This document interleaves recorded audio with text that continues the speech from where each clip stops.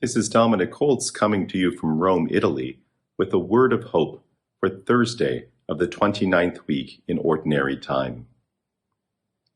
Slavery and division are not normally the words we would want to associate with the gospel, but they are in fact the words that our readings today ask us to think about.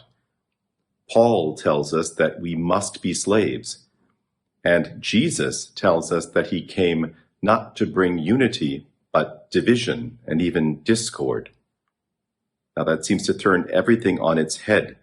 We would normally say that the gospel is about freedom, and surely we'd want to say that the gospel is about unity and concord, not about division. The world has had and has more than enough of slavery, thank you, and division we have aplenty. If the gospel is good news, why does it promise us those things that we try so hard to avoid? The truth is that, in fact, very often, all too often, the kind of unity that we seek is a false unity. It's the unity of just trying to get along with people, to avoid conflict, not to achieve a true unity of hearts and minds. But Jesus will not settle with a papering over of divisions that are there. Jesus came that we may know the truth, and we may know it fully, that we may live fully. And when people, even within the same household, even within the same family, are fundamentally divided about what the good is, not just confused, not both seeking the good, but some know the good and refuse it, and others have embraced it.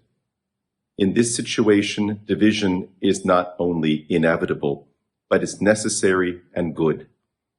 Jesus came to draw back the curtain, to remove all the illusions that we have about false peace, about false concord, about false unity, so that we can make the final and true decision.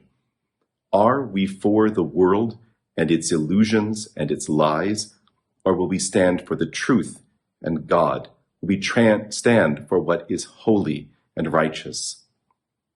Likewise, Paul tells us that he's speaking in, if you will, foolish and human terms.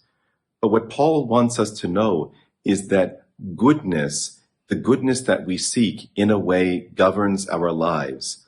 Like slaves, we must do whatever it is that the good requires of us. If we make sin and the things and darkness of this world our good, then we will be slaves to sin. If, on the other hand, we commit ourselves to God, to righteousness, to the kingdom, then although, he says, in a manner of speaking, we are slaves to God, but what that really amounts to is that we have made God our joy.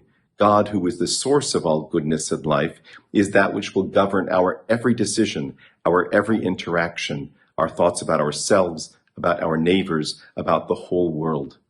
And that is why being a slave to Christ, a slave to the gospel, is in fact true liberation, and is the sort of slavery that we should want, the slavery that is our true freedom in Christ. And that, my brothers and sisters, is a word of hope.